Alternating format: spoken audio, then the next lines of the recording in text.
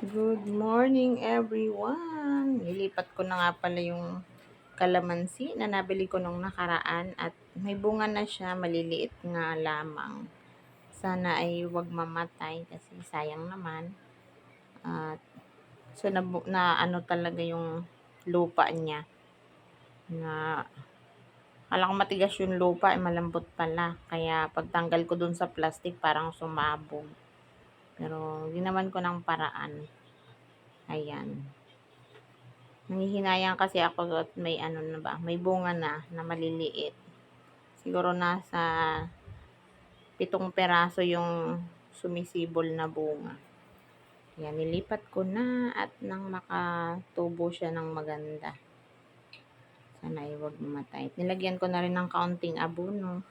Kaunting-kaunti lang daw, sabi nung binilhan ko. At pag nasobrahan naman ay mamatay naman. Thank you for watching.